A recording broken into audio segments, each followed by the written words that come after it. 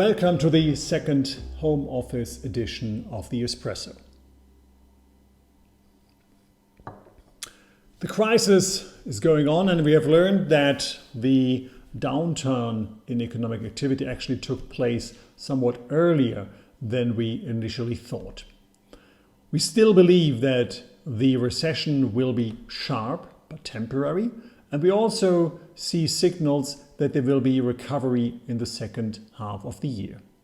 Recent developments out of China, where economic activity actually is coming back, but also the easing of the lockdown conditions in many industrialized countries support that view.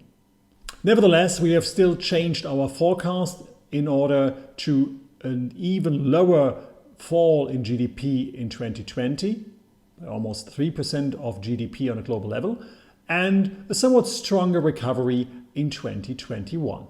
Nevertheless, we are not that optimistic as many other forecasts for next year.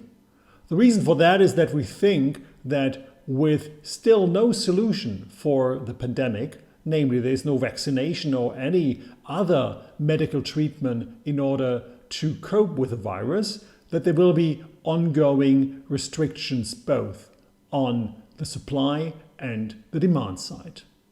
And because of that, we do not think that we will reach the level of economic activity before the crisis anytime earlier than 2023 in many countries, including Germany.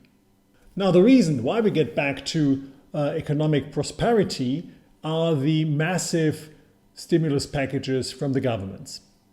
These are very helpful to get back on track, but this will leave us with a huge amount of debt. And this is not going away anytime soon.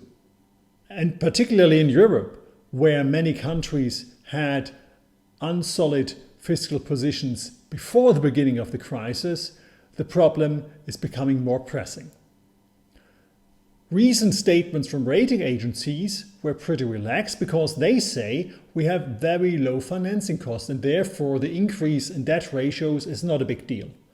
But we think there is not just some increase in debt ratios. In case of Italy, we think there's a substantial increase in debt ratios up to a ratio of around 180% of annual GDP. And when we get closer to those figures, the debate is back about fiscal sustainability. Therefore, we think that there is another debate about fiscal policy and debt coming back on the agenda, and we think as well that in Europe this will lead to another debate of more mutualization of debt. Although the Netherlands and Germany are not friends of this, we have seen first moves in that direction, and we think that at the end of the day, the current proposals about a restructuring fund are likely to become real. But it will take time before we get there. And comparable to the financial crisis, the ECB is likely to play a role to buy us time.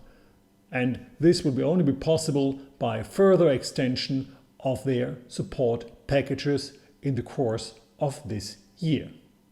Looking at financial markets overall, we have seen a substantial rally on equity in the last couple of weeks.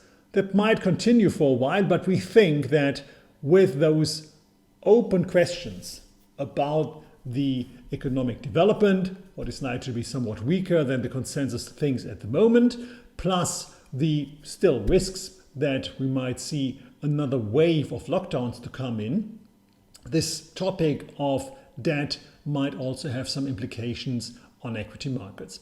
So there's probably another round of correction, but then supported by ultra loose monetary policy, we think that there will be an ongoing upward movement to come through. But before we get there, we probably have another couple of volatile weeks before us. Come through those weeks in a healthy way, and I wish you all the best.